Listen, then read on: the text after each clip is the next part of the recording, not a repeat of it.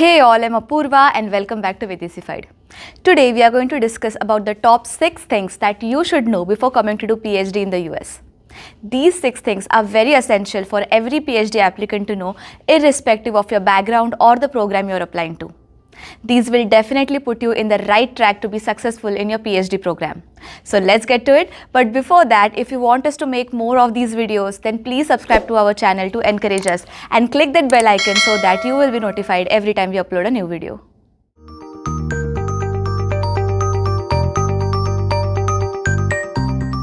Hope you are following and watching our videos from the Study in the USA series. In this series, we have made videos on GRE preparation, TOEFL top tips and tricks, how to get the best letter of recommendations, how to write your SOPs, the application timeline and so on.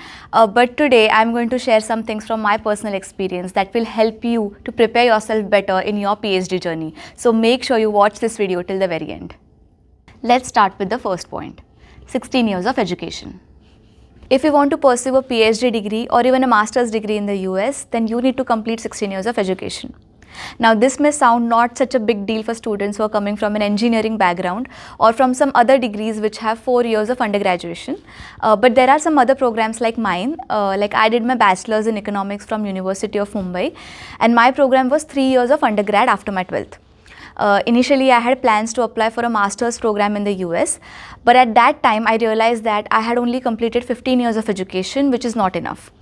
So I decided to do 1 year of master's from University of Mumbai that will complete my 16 years of education and then apply for master's program in the US.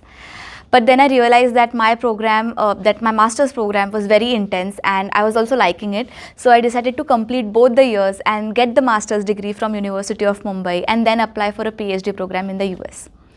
So if you're someone who are pursuing 3 years of an undergrad degree and want to come here for master's or for PhD program, then it could be an issue. You can either get 1 year of your master's and then come here for master's again, or complete your master's degree, get 16 years of education and then come for the PhD degree in the US.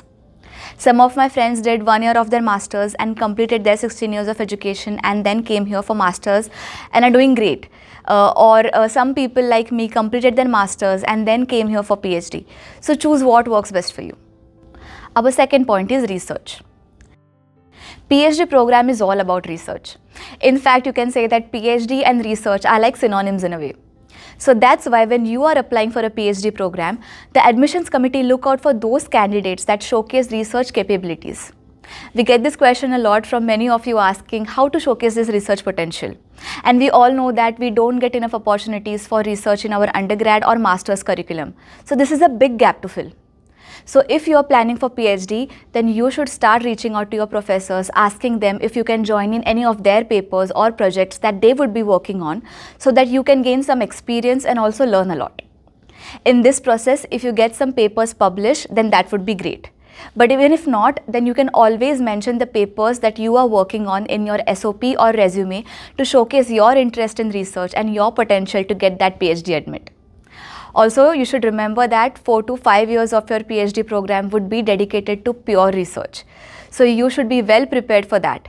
And if you're not someone who would be interested in doing a lot of research, then you should reevaluate your decision to pursue a PhD.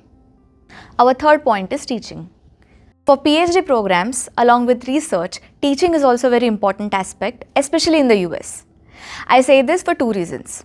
Firstly, for PhD programs, when you get stipend, you are expected to work either as a research assistant or a teaching assistant. Now, if you get a teaching assistantship, then you are expected to teach either undergraduates or master's students. So that is why the admissions committee look for candidates with some kind of teaching experience or interest. In my case, after I completed my master's, I worked as an assistant professor for a year, and I think that helped me to get the admission with full funding and also boosted my confidence when I had to teach the students here in the US. Secondly, after you complete your PhD program, you will find a lot of scope in the academic sector. So if you want to take up teaching as a career option, then this experience will also help greatly. If you don't have any teaching experience but you are interested, then you can even work with some of the NGOs like Teach for India, and that will really help you. But if you don't have teaching experience at all, then no need to worry. All we want to say today is that be prepared for some teaching assignments while pursuing your PhD program in the US. Our fourth point is funding. Along with this research and teaching, planning how to afford your education is also very important. You would be taking around 90 to 100 credits during your PhD program, and each credit can cost anywhere from $1,000 to $1,500, which is almost 1 crore in Indian rupees. That is a very big amount. Apart from this, there are living expenses as well. So if you get stipend, then it will cover the living expenses.